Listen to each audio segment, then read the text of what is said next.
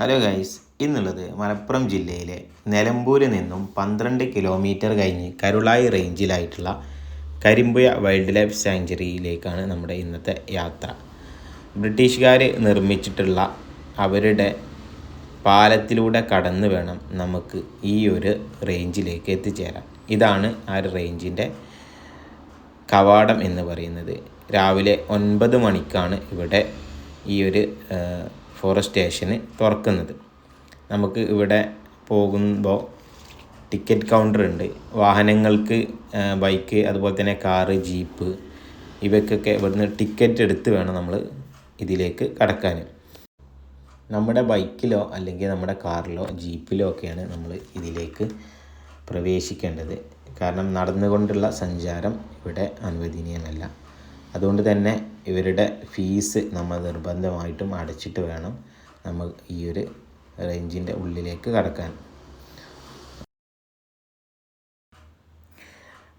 നമ്മൾ ഈ റേഞ്ചിലേക്ക് കടക്കുമ്പോൾ തന്നെ നമുക്ക് ഇതിൻ്റെ ഈ ഒരു കാടിൻ്റെ ഭംഗി നമുക്ക് അറിയാൻ പറ്റും കേട്ടോ.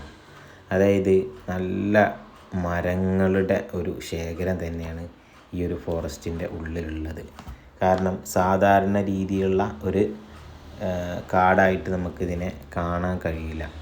ഒരുപാട് തേക്ക് മരങ്ങളാണ് ഇവിടെ.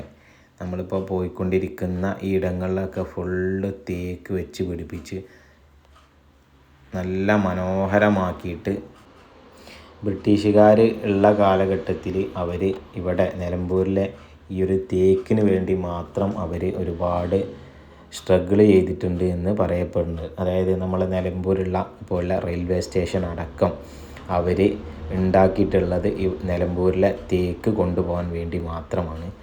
അതേപോലെ തന്നെ ഷൊർണൂരുണ്ടായിരുന്ന റെയിൽവേ നിലമ്പൂരിലേക്ക് മാറ്റിയതും ഈ ഒരു തേക്കുകളുടെ ശേഖരം അവർ കണ്ടതുകൊണ്ട് മാത്രമാണ് എന്നാണ് പറയപ്പെടുന്നത്. ഈ കാണുന്ന തേക്കുകളൊക്കെ നമുക്ക് എന്ത് ചെയ്യാം, ലേലത്തിൽ ഫോറസ്റ്റ് ഓഫീസുമായി ബന്ധപ്പെട്ട് കഴിഞ്ഞാൽ ലേലത്തിൽ നമുക്ക് എന്ത് ചെയ്യാം, വിളിച്ചെടുക്കാൻ കേട്ടോ. നമ്മളിവിടെ പോകുന്ന സമയത്ത് തന്നെ നമുക്ക് കാണാൻ കഴിഞ്ഞിട്ടുണ്ട്. ഇവിടെ ഒരുപാട് ആളുകൾ വന്നിട്ടുണ്ട്. ലേലവുമായി ബന്ധപ്പെട്ടിട്ട് ആളുകളാണെന്നാണ് നമുക്ക് മനസ്സിലാക്കാൻ സാധിച്ചത്. ഇവർ ഇവിടെ വന്നിട്ട് ഇതിൻ്റെ അളവും കാര്യങ്ങളൊക്കെ എടുത്തിട്ട് ഇങ്ങനെ ഫോറസ്റ്റ് ഓഫീസേഴ്സ് ഇവിടെ ഉണ്ടായിരുന്നു. അവരതിൻ്റെ കണക്കും കാര്യങ്ങളൊക്കെ എടുക്കുന്നതായിട്ട് നമുക്ക് കാണാൻ സാധിച്ചു.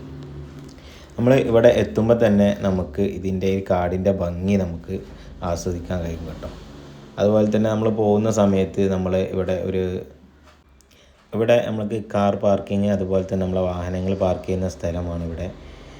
അവിടെ എന്ത് ചെയ്യുക, കാർ പാർക്ക് ചെയ്തതിന് ശേഷം മാത്രമേ നമുക്ക് എന്ത് ചെയ്യാൻ കഴിയുള്ളൂ, ഈ ഫോറസ്റ്റിൻ്റെ ഉള്ളിലേക്കുള്ള പ്രവേശനം അനുവദനീയമുള്ളൂ. പിന്നെ നമ്മൾ എന്ത് ചെയ്യുക, നടന്നുകൊണ്ടാണ് എന്ത് ചെയ്യുന്നത്, നമ്മൾ ഈ കാട് കാണുന്നത്. വാഹനം പാർക്ക് ചെയ്തതിന് ശേഷം നമ്മൾ നേരെ പോകുന്നത് കാടിനുള്ളിലേക്ക് നടന്നാണ്. അപ്പോൾ ആദ്യം തന്നെ നമുക്ക് കാണാൻ സാധിക്കുന്നത് ഇവിടെ ജീവിക്കുന്ന, ഈ കാടിനുള്ളിൽ താമസിക്കുന്ന ചോലനായ്ക്കർ വിഭാഗക്കാരായിട്ടുള്ള ആളുകളുടെ അവരുടെ മൂപ്പനായിട്ടുള്ള മദൻ എന്നറിയപ്പെടുന്ന വ്യക്തിയുടെ പ്രതിമയാണ്. അദ്ദേഹത്തെക്കുറിച്ച് ഒരുപാട് ചരിത്രങ്ങൾ പറയുന്നുണ്ട്. 2005 റിപ്പബ്ലിക് ഡേ പരിപാടിയിൽ ന്യൂഡൽഹിയിൽ ഇദ്ദേഹം പങ്കെടുത്തിട്ടുണ്ട് എന്നാണ് പറയുന്നത്. അതുപോലെ തന്നെ ഇദ്ദേഹത്തിൻ്റെ മരണം എന്ന് പറയുന്നത് ആനയുടെ ആക്രമണത്തിലാണ് ഇദ്ദേഹം മരണപ്പെട്ടത് എന്നാണ് പറയപ്പെടുന്നത്. ഈ ഒരു കാടിൻ്റെ ഭംഗി നമുക്ക് ആസ്വദിക്കണമെങ്കിൽ നമുക്കിതിൻ്റെ ഉള്ളിലേക്ക് പോകേണ്ടതുണ്ട്.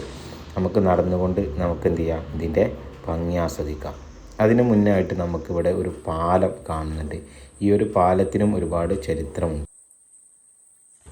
1931 ഈ ഒരു പാലം നിർമ്മിക്കുന്നത്. 90 വർഷത്തോളം പഴക്കമുള്ള ഈ ഒരു പാലം അന്ന് നിർമ്മിച്ചിട്ടുള്ളത് ഇവിടുത്തെ റേഞ്ച് എൻജിനീയർ ആയിരുന്ന ES ഡോസ് എന്നറിയപ്പെടുന്ന വ്യക്തിയാണ്. വളരെ മനോഹരമായിട്ടാണ് ഈ ഒരു പാലം അന്ന് നിർമ്മിച്ചത്. ഇതിൻ്റെ ഇപ്പോഴും ഈ ഒരു പാലത്തിന് നല്ല ഉറപ്പുണ്ട് എന്നാണ് പറയുന്നത്. അതുപോലെ തന്നെ നമുക്ക് കാണാൻ സാധിക്കും ഈ ഒരു പുഴ എന്ന് പറയുന്നത് അദ്ദേഹത്തിൻ്റെ ജീവനെടുത്ത ഒരു പുഴയാണ് എന്നും പറയപ്പെടുന്നുണ്ടോ. ഇപ്പോൾ നമ്മൾ പറഞ്ഞ എൻജിനീയർ ആയിട്ടുള്ള അദ്ദേഹം ഇവിടെ കുളിക്കാൻ ഇറങ്ങുകയും അങ്ങനെ അദ്ദേഹം ഒഴുക്കിൽപ്പെട്ട് മരിക്കുകയും ചെയ്തു എന്നാണ് പറയുന്നത്. ഒരു നായയുടെ കഴുത്തിൽ എന്തോ കുടുങ്ങിയിട്ട് അത് ഓടിപ്പോകുന്നതാണ് കാണുന്നത്.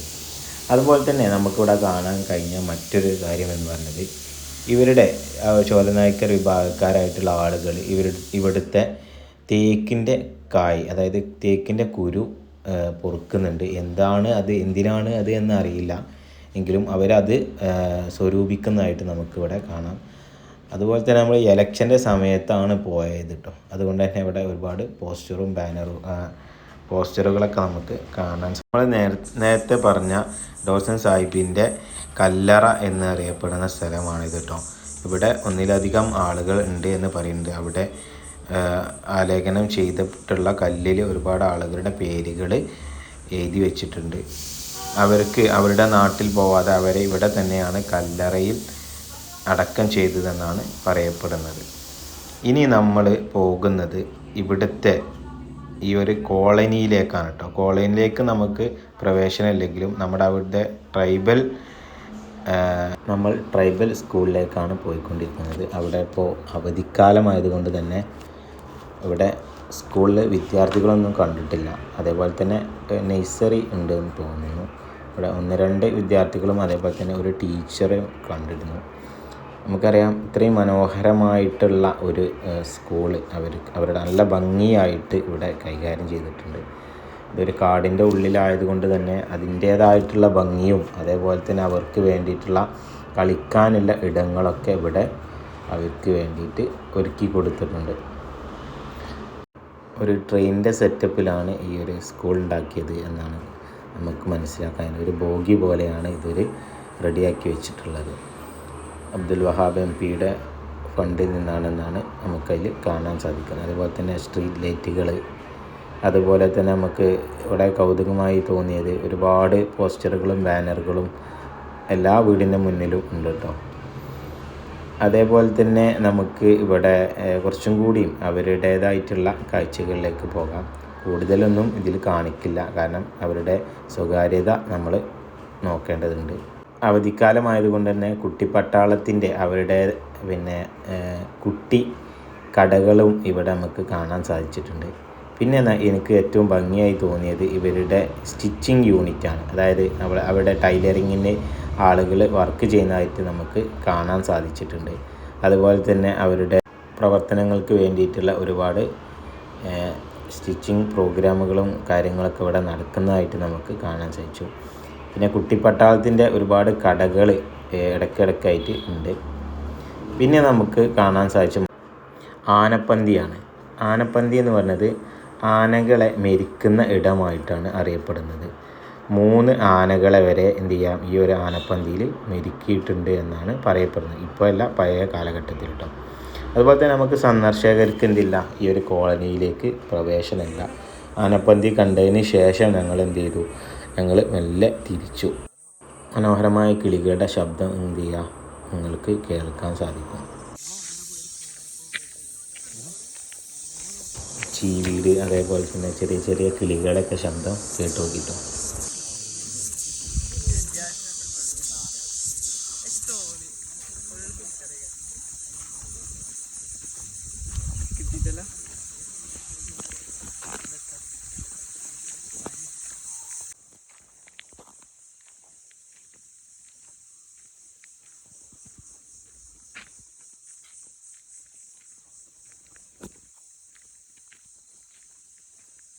പടക്കം പൊട്ടിച്ച